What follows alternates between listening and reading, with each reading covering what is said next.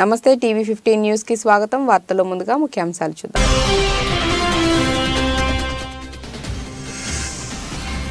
Balochistan province లోని జైష్-ఉల్ అదిల్ ఉగ్ర సంస్థ స్థావరాలను ధ్వంసం చేసిన ఇరాన్. 2 చిన్నారులు మృతి చెందారని, మరో 3 బాలికలు తీవ్రంగా గాయపడ్డారన్న పాక్.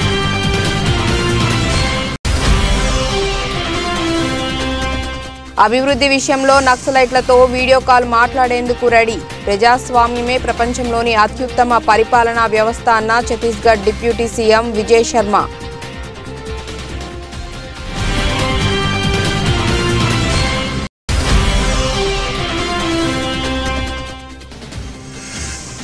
ఘనంగా మొదలైన ఆలంగనల్లూరు జల్లికట్టు ఉత్సవాలు. జల్లికట్టు ఉత్సవాలను చూసేందుకు దేశ విదేశాల నుంచి భారీగా తరలివస్తున్న జనం.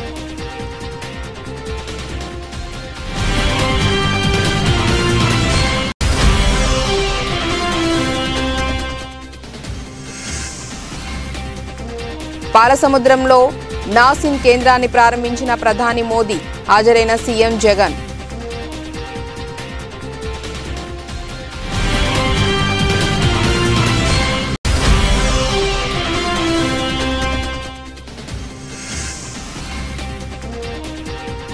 భద్రాచలం వెళ్లినట్లే అయోధ్య రామ మందిరానికి కూడా వెళ్తా. 2 ఆలయాల మధ్య తేడా లేదన్న సీఎం రేవంత్ రెడ్డి.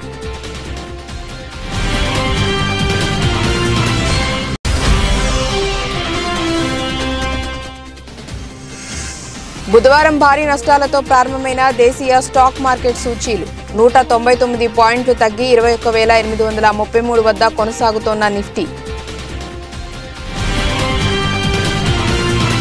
పాకిస్తాన్లోని ఉగ్రవాద స్థావరాలపై దాడి చేసినట్లు ఇరాన్ ప్రకటించింది. పాకిస్తాన్లోని జైష్ అల్ అదల్ ఉగ్రవాద సంస్థ స్థావరాలపై దాడి చేసినట్లు తెలిపింది. ఈ దాడికి ఇరాన్ క్షిపణులు, డ్రోన్లను ఉపయోగించింది. అయితే ఇరాన్ దాడులను పాకిస్తాన్ విదేశాంగ మంత్రిత్వ శాఖ తీవ్రంగా ఖండించింది.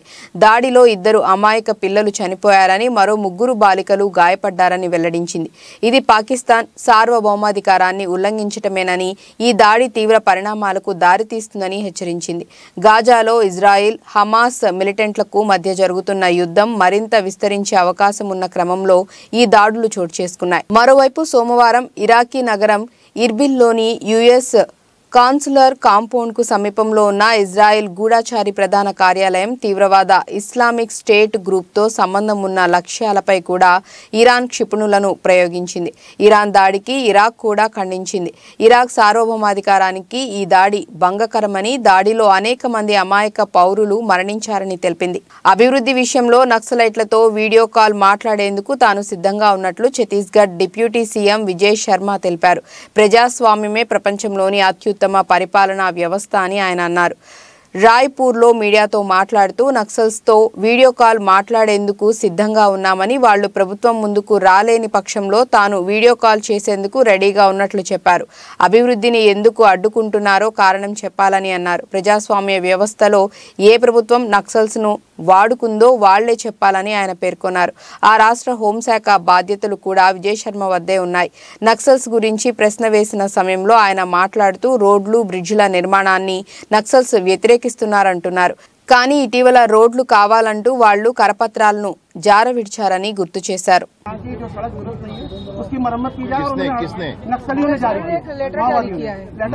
नक्सलियों को तो और पत्र जारी करने चाहिए, उनको ये भी जारी करना चाहिए कि भैया गांव-गांव में स्कूल खुलने दें. जंगलों के अंदर जो लोग रहते हैं उन नौजवानों से नारायणपुर जाकर के उस दिन मैं मिला हूं अबूझबाड़ के लोगों से. वह भी चाहते हैं कि हम बंबई में हीरो बनकर आए. वह भी ये चाहते हैं कि हमको हमारे गांव की उन्नति हो. क्यों रोक कर बैठे हैं सारी बातों को? यही तो हम जानना चाहते हैं. क्यों रोक कर बैठे? सारा विकास अवरुद्ध हो जाता है. वो पूरी जनता बंधक के नाते है. ऐसे नहीं होना चाहिए. तो बातचीत करेंगे आप? बातचीत करेंगे क्या? मैंने कहा वीडियो कॉल पर भी मैं बात करने को तैयार हूं. मैंने ये कहा भाई सामने नहीं आ सकते हैं तो वीडियो कॉल पर मैं तैयार हूं. मसला ये है, कारण तो बताएं. मैं नहीं, आप बात कर लीजिए. मैं आपसे कहता हूं आप बात कर लीजिए. पूछिए तो कारण क्या है विकास को अवरुद्ध करने का? कौन सी ऐसी सरकार है जो शोषित करती है लोगों को? बताएं कोई. लोकतंत्र है भाई, लोकतंत्र है. लोकतंत्र में राजनीतिक पार्टियां होती हैं, सरकारें बनती हैं और उसी तरीके से चलता है. सब शासन चलाने का सबसे अच्छा तंत्र दुनिया में लोकतंत्र है. आपको राजतंत्र चाहिए पुराना वाला? आपको चीन जैसी व्यवस्था चाहिए माओवादियों की, कम्युनिस्टों की? नहीं चाहिए ना? क्या चाहिए? लोकतंत्र चाहिए ना? ऐसे स्वतंत्रता से आप मुझसे पूछ सकें और मैं निर्भीकता से आपके साथ बात कर सकूं, ये लोकतंत्र है भाई। उस लोकतंत्र को खत्म कर देना चाहते हैं।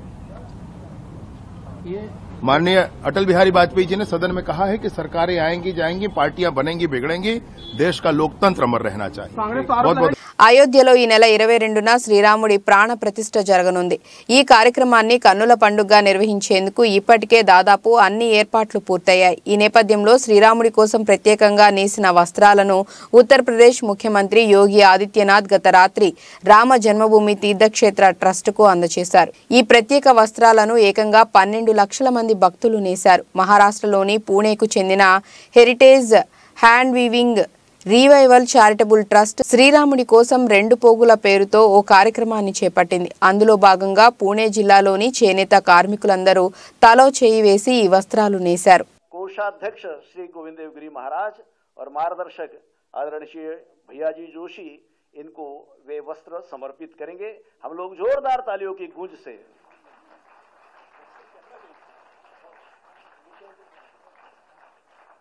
आदरणीय मुख्यमंत्री महोदय के कर कमलों द्वारा यह वस्त्र राम जन्मभूमि न्यास के कोषाध्यक्ष और मार्गदर्शक इनको समर्पित हो रहा है. आपके सम्मुख एक बार जोर से गगन गुंजाने वाली तालियां होनी चाहिए.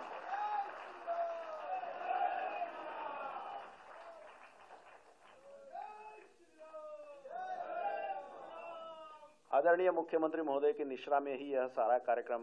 ప్రపంచ ప్రఖ్యాతి చెందిన ఆలంగనల్లూరు జల్లికట్టు ఉత్సవాలు బుధవారం ఉదయం ఘనంగా ప్రారంభమయ్యాయి. ప్రతి ఏడాది సంక్రాంతి పండుగ సందర్భంగా కనుమ మరుసటి రోజు మదురై సమీపంలోని ఆలంగనల్లూరులో ఈ ఉత్సవాలు నిర్వహిస్తారు. ఈ జల్లికట్టు ఉత్సవాలను చూసేందుకు దేశ విదేశాల నుంచి కూడా జనం భారీగా తరలివస్తారు. ఈ ఉత్సవాలను ప్రత్యక్షంగా వేల మంది వీక్షిస్తారు. ఎద్దులను బరిలోకి వదిలి వాటిని లొంగ తీసుకోవటం అనేది ఈ క్రీడలోని ప్రధానమైన అంశం. ఎద్దులను లొంగ తీసుకునేందుకు యువకులు చాలా మంది ఉత్సాహం చూపిస్తుంటారు. ఈ ఉత్సవంలో పలువురు తీవ్ర గాయాల పాలవుతుంటారు. అయినా ఈ ఉత్సవాలకు ఉన్న క్రేజ్ ఏమాత్రం తగ్గడం లేదు.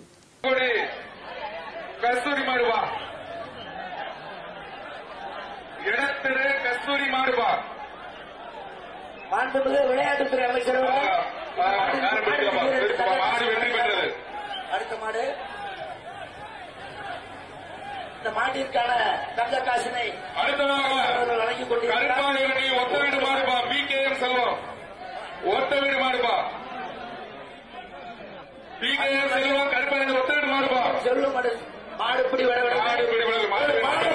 உரிமையாளருக்கு மாண்புமிகு அமைச்சர் அவர்கள் தங்க காசினை பரிசாக வழங்குகிறார். மாட்டு உரிமையாளர் தங்க காசு வாங்கிக்கங்க.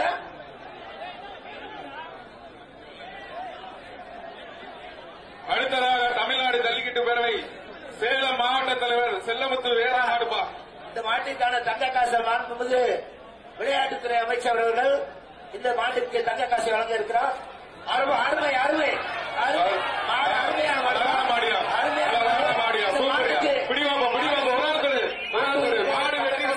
ప్రధాని నరేంద్ర మోదీ శ్రీ సత్యసాయి జిల్లాలో పర్యటించారు. జిల్లాలోని పాలసముద్రంలో స్థాపించిన national academy of customs, indirect taxes and narcotics ను ప్రారంభించారు.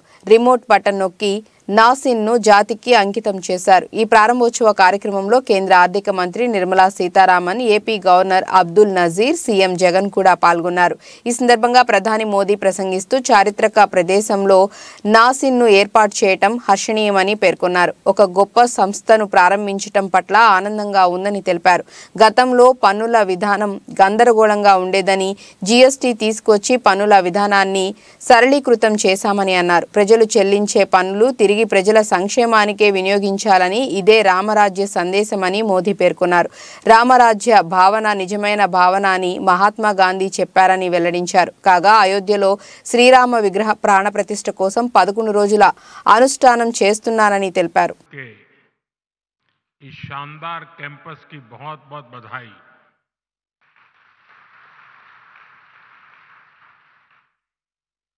जिस श्री सत्य साई जिले में जिस क्षेत्र में एक कैंपस बना है वो अपने आप में विशेष है. ये क्षेत्र अध्यात्म, राष्ट्र निर्माण और सुशासन से जुड़ी हमारी विरासत का प्रतिनिधित्व करता है। आप सब जानते हैं कि पुट्टपर्ती में श्री सत्य साईं बाबा की जन्मस्थली है। ये महान स्वतंत्रता सेनानी पद्मश्री श्री कल्लूल सुब्बाराव की भूमि है। प्रसिद्ध पपेट्री आर्टिस्ट दलाभाई चलापति राव को इस क्षेत्र में ने नई पहचान दी है। इस धरती से विजयनगर के गौरवशाली राजवंश के सुशासन की प्रेरणा मिलती है। ऐसी प्रेरणादायी जगह पर नैसीन का यह नया कैंपस बना है। मुझे विश्वास है ये Indian navy chief admiral R Harikumar బుధవారం మహారాష్ట్రలోని పూణేలోని లోనావాలాలో ఐఎన్ఎస్ శివాజీ వద్ద ట్రాన్స్ క్రిటికల్ CO2 ఎయిర్ కండిషనింగ్ ప్లాంట్ను ప్రారంభించారు. ప్లాంట్ ప్రారంభోత్సవంపై నేవీ చీఫ్ మాట్లాడుతూ ఈ transcritical CO2 air conditioning plant ప్రారంభోత్సవంలో ఈ రోజు ఇక్కడకు రావటం సంతోషంగా ఉందని అన్నారు. And they have worked along with Indian Institute of Science, Bangalore, and a host of industry partners to get this developed. Tata engineers and a whole lot of them who are here. You can interact with them after this. This is a major step towards meeting government's commitment to reduce global warming and the emission of gases which are harmful to the environment. This is a technology which probably existed for they used CO2 as a refrigerant in the 19th century, early 19th century. But that time the technology was not fully developed and it was not efficient enough.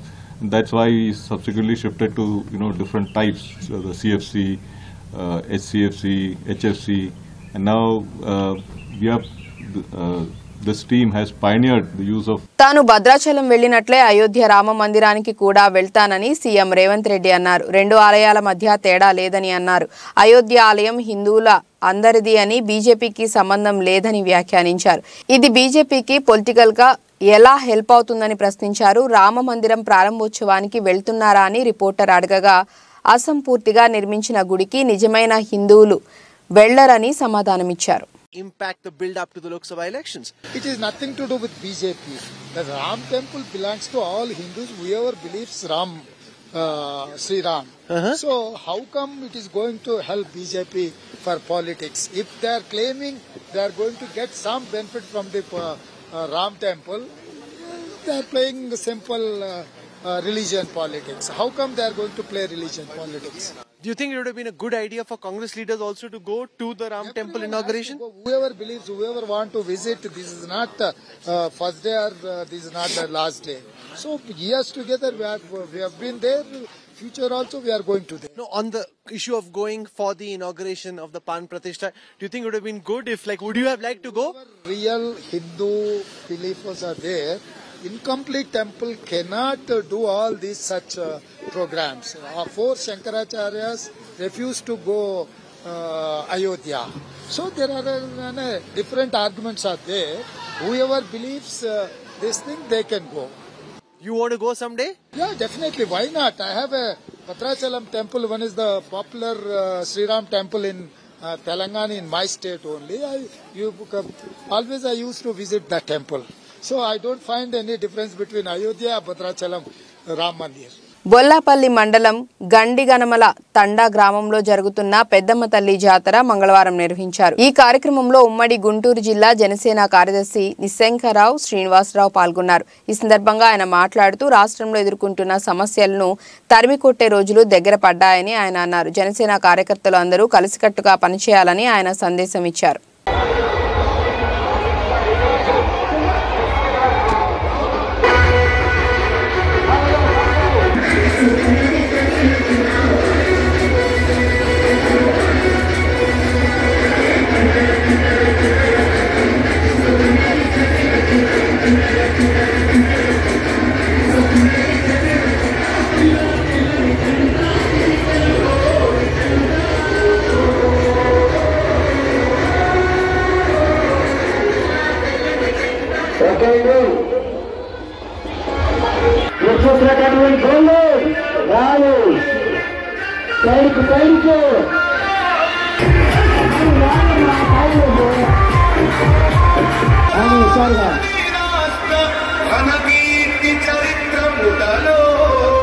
He song is by DJ Mahesh Media.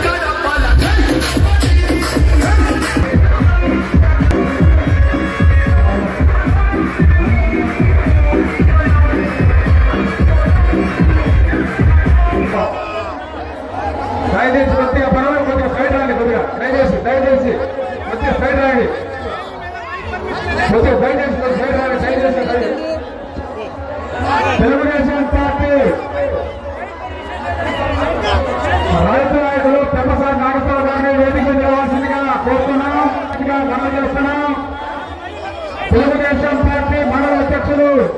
Oil form సాగుపై అవగాహన సదస్సులో పాల్గొన్న MLA doctor Patolla Sanjeeva Reddy Nizampet మండలం దామరచెర్ల గ్రామంలో శివార్లో oil form మొక్కలు నాటి వాటి సాగు విషయాలు ఉద్యానవన అధికారులను అడిగి రైతులకు అవగాహన కల్పించి కొత్త విషయాలు అగ్రికల్చర్ అధికారులు రైతులకు ఎకరాకు 57 మొక్కలు 20 రూపాయలకు ఒకటి ప్రభుత్వం తరపున ఉంటుందని తెలియపరిచారు.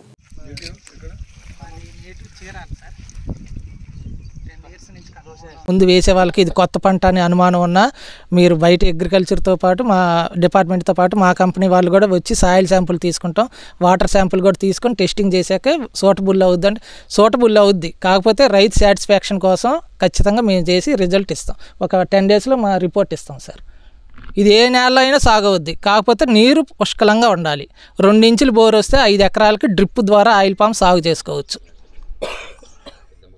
అది ప్రకాశం జిల్లా కొమరోలు మండల పరిధిలోని చింతలపల్లె పంచాయతీలో వివిధ గ్రామాలలోని నిరుపేదలకు దుప్పట్లు పంపిణీ కార్యక్రమాన్ని లఘు చారిటబుల్ ట్రస్ట్ అధ్యక్షుడు పందరుపోయిన ప్రసాద్ ఆధ్వర్యంలో కొత్తపల్లిలోని SBNRM పాఠశాలలో ఈ కార్యక్రమాన్ని నిర్వహించారు. ఈ సందర్భంగా పంచాయతీలోని నిరుపేదలకు చలి నుండి మంచు నుండి రక్షణ కోసం దుప్పట్లను పంపిణీ చేశారు. ఈ సందర్భంగా లఘు ట్రస్ట్ అధ్యక్షుడు పందరుబోయిన ప్రసాద్ మాట్లాడుతూ మా సంస్థ తరపున అనేక సేవా కార్యక్రమాలను ఎన్నో సంవత్సరాలుగా చేస్తున్నామని, ప్రస్తుతం చింతలపల్లె పంచాయతీలో చలికి మంచుకు దుప్పట్లు కూడా లేక తీవ్ర ఇబ్బందులు పడుతున్న 200 మందిని గుర్తించి వారికి నాణ్యమైన దుప్పట్లు అందజేశామని అన్నారు.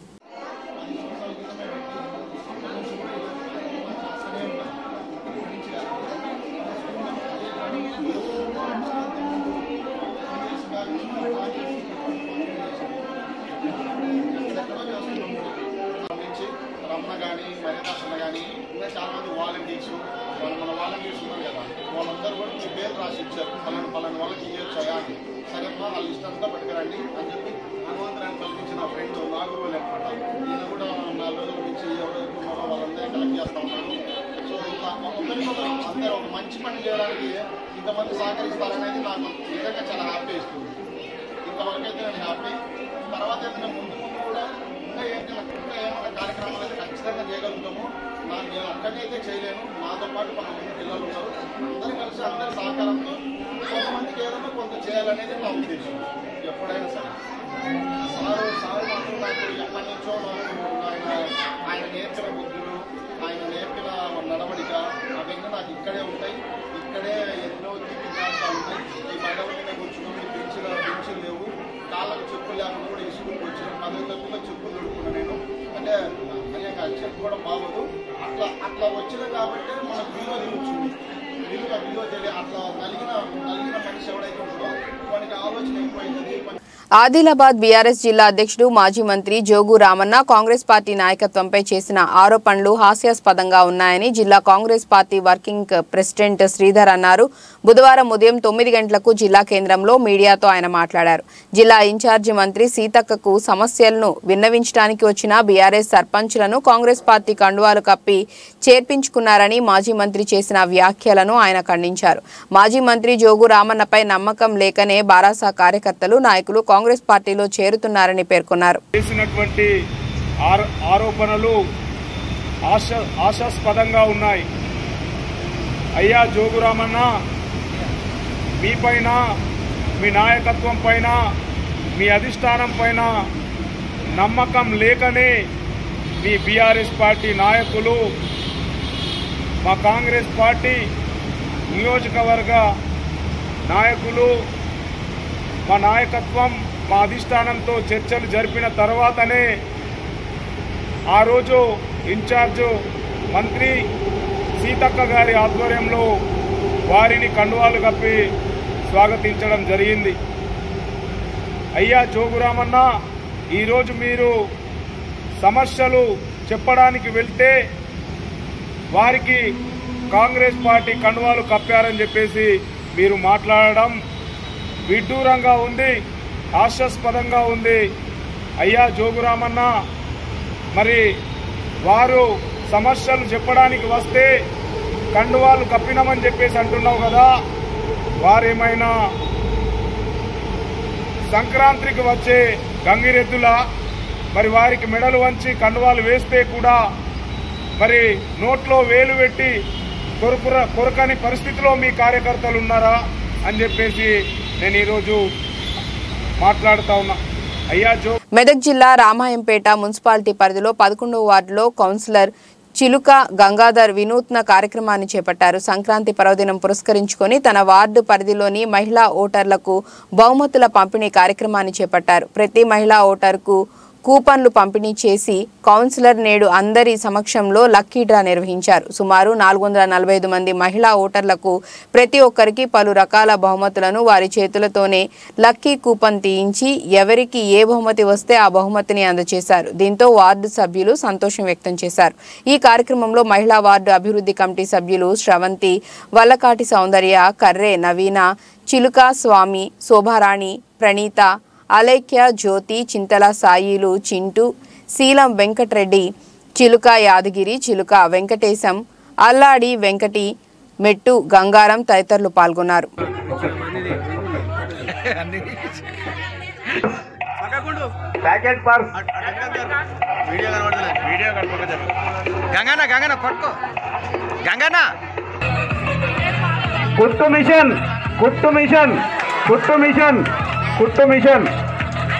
మీ ఇంటికి తీసుకొచ్చి నేను అప్పచెప్పాను. కమిటీ సభ్యులకు ఈరోజు మరి దోమకొండ నరసింహులు గారు మరి మంచి మనసుతోని ఒక్కొక్కరికి ఒక్కొక్క గ్రామ్ బంగారు ఉంగరము ప్రదానం చేయడం జరిగింది. మరి దాతగా వాళ్ళు సహకరించినందుకు నా తరపున మరి మా కమిటీ సభ్యుల తరపున మరి దోమకొండ నరసింహులు గారికి కృతజ్ఞతలు తెలియజేస్తూ ధన్యవాదాలు తెలియజేస్తున్నా. మరి వాళ్ళందరూ మా కమిటీ సభ్యులను మరి దాతలు ఇలా ముందుకొచ్చి సహకరిస్తున్నందుకు వాళ్ళకు కూడా మరి రామాయంపేట పట్టణంలోని 11వ వార్డు పరిధిలో ప్రజలకు సేవ చేయాలనే ఒక సంకల్పంతో వాళ్ళు మంచి పట్టుదలతో ఇంకా ముందుకొచ్చి మరి మీకు సేవ చేయగలుగుతారు. దాతలు మరి పెద్ద మనసుతో నాకు సహకరిస్తున్నందుకు వాళ్ళందరికీ నేను నా కమిటీ సభ్యుల తరపున మరి ప్రత్యేకంగా ధన్యవాదాలు తెలియజేయచ్చు. మరి దోమకొండ నరసింహులు గారు మంచి మనసుతోని సహకరించినందుకు వాళ్ళ కుటుంబ సభ్యులకు మరి ప్రత్యేకంగా ధన్యవాదాలు తెలియజేయుచున్నా.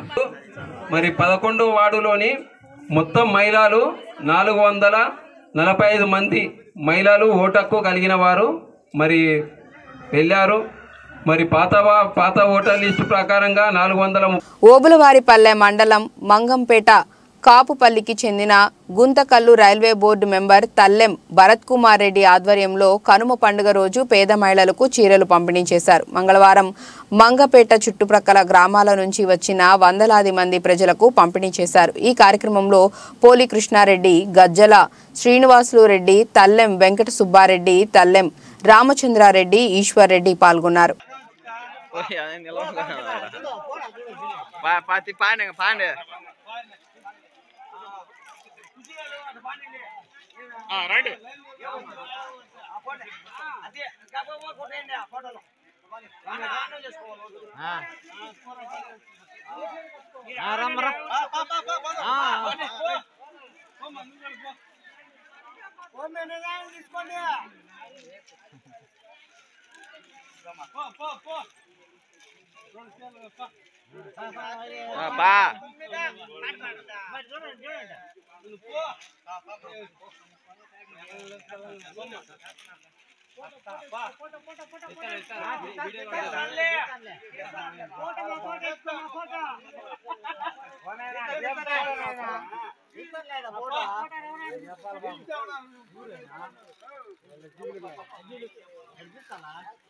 కారేపల్లి మండల పరిధిలోని గాదపాడు గ్రామంలో సంక్రాంతి పండుగను పురస్కరించుకొని నిర్వహించిన ముగ్గుల పోటీలలో గెలుపొందిన విజేతలకు వైరా ఎమ్మెల్యే రామదాసు నాయక్ మంగళవారం రాత్రి బహుమతులు అందజేశారు. ఈ సందర్భంగా ఆయన మాట్లాడుతూ కాంగ్రెస్ ప్రభుత్వంలో ప్రజలకు అనేక సంక్షేమ కార్యక్రమాలను ప్రవేశపెట్టి అందజేస్తామని అన్నారు.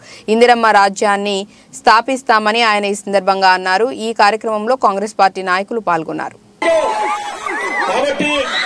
తప్పకుండా మీరు దరఖాస్తులు చేసుకున్నారు. 600 7 లక్షల కోట్ల అప్పులో ఈ రాష్ట్రం ఉన్నది. మనం తెలంగాణ రాష్ట్రం వచ్చినప్పుడు సోనియా గాంధీ గారు 17,500 రూపాయల మిగులు బడ్జెట్ నుంచి తెలంగాణ ఇచ్చింది. అంటే కొన్ని విషయాలు మీకు తెలవాలి.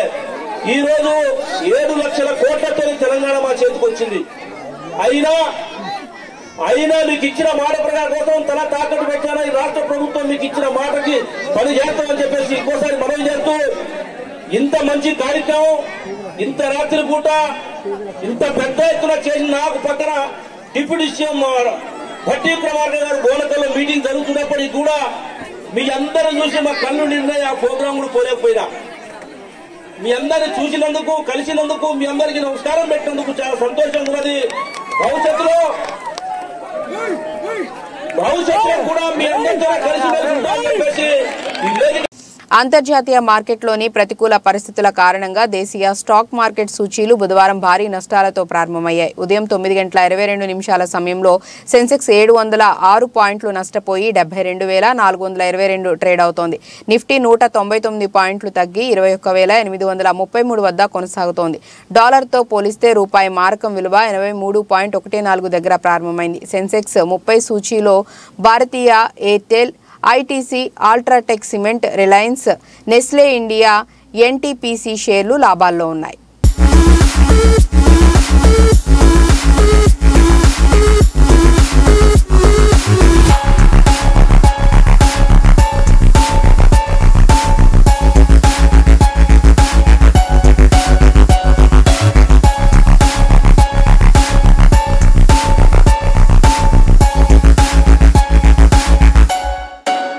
వార్తలు ముగించే ముందు ముఖ్యాంశాలు మరోసారి.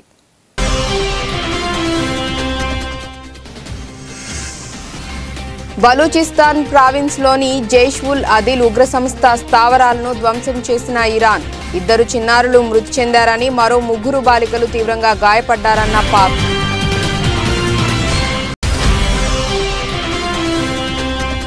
అభివృద్ధి విషయంలో నక్సలైట్లతో వీడియో కాల్ మాట్లాడేందుకు రెడీ. ప్రజాస్వామ్యమే ప్రపంచంలోని అత్యుత్తమ పరిపాలనా వ్యవస్థ అన్న Chhattisgarh deputy CM Vijay Sharma.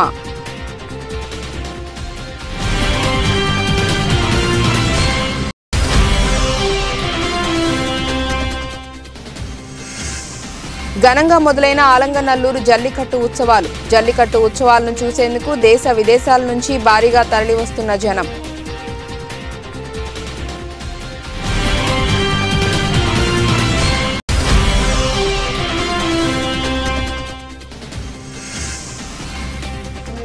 పాలసముద్రంలో NACIN కేంద్రాన్ని ప్రారంభించిన ప్రధాని మోదీ. హాజరైన సీఎం జగన్.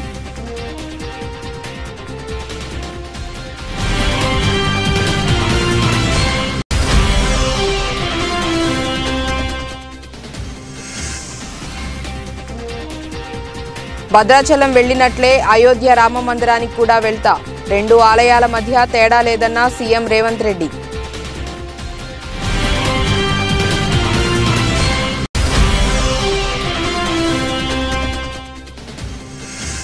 బుధవారం భారీ నష్టాలతో ప్రారంభమైన దేశీయ స్టాక్ మార్కెట్ సూచీలు 199 పాయింట్లు తగ్గి 21,833 వద్ద కొనసాగుతోన్న నిఫ్టీ. ఇక ఇవి ఇప్పటివరకున్న అప్డేట్స్. నమస్కారం.